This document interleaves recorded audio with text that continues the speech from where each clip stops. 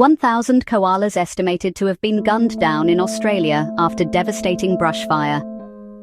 According to IFAW, approximately 1,000 koalas in Victoria, Australia, that were affected by bushfires have been killed by aerial shooting within Budj Bim National Park, a World Heritage Site. For decades, koalas in Victoria have faced peril due to habitat destruction and the planting of blue gum plantations, which are processed into wood chips and shipped overseas. As native eucalypt forests were cleared for farmland and plantations, koalas were driven away from their native habitats.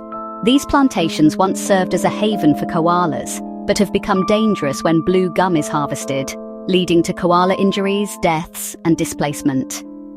Koalas also struggle to survive due to starvation from a lack of food. Due to land clearing, there is less suitable koala habitat and connectivity, and the current response to plantation management remains insufficient, with guidelines that do not adequately protect koalas from harm and displacement. There is an urgent need for the Victorian government to address this critical koala crisis in order to protect and restore koala habitats, ensuring their survival in Australia. The Australian IFAW team is working to ensure that each member of Victoria's Parliament receives the petition below, emphasising the urgent need for stronger welfare regulations, replanting efforts, and the establishment of wildlife corridors. By taking urgent action now, Victoria's government can lead the way in protecting these precious animals. Sign IFAW's petition here, April 25th.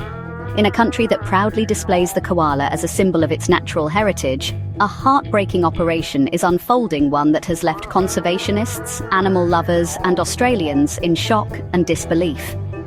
The Victorian Government's Department of Environment, DECA, has authorised an aerial cull of koalas in Budj Bim National Park, a decision that has already seen the deaths of approximately 700 of these gentle marsupials. The reasoning behind the cull points to the aftermath of devastating bushfires that scorched over 2,000 hectares of the park earlier this year. With their natural habitat turned to ash, many koalas were left weak, starving, dehydrated, and suffering.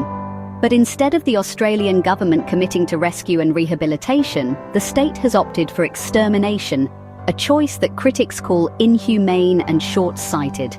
Among the most gut-wrenching aspects of the operation is the toll that it's taking on joeys, the young koalas who are entirely dependent on their mothers for survival.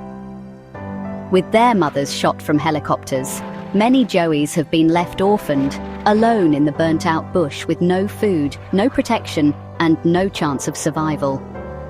Animal welfare organisations are calling the situation a disaster, demanding transparency and accountability.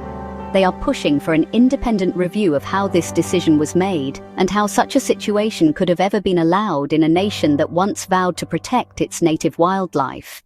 Koalas are already facing a precarious future. Habitat loss from logging, land development, disease, and climate-driven disasters has pushed populations in many areas to the brink. They are officially listed as endangered across several regions of Australia.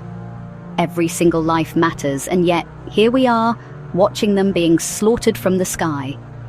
This is more than just a controversial policy, it's a moral failure.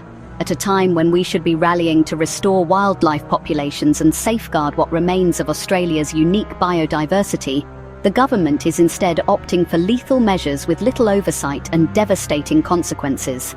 Koalas are not pests, they are our responsibility. Let's make sure the world knows we won't stand by while Australia's national icon is gunned down. Take action. Demand that the Victorian government halt this sickening cull immediately and invest in humane, science-based solutions for wildlife. You can help by signing this petition.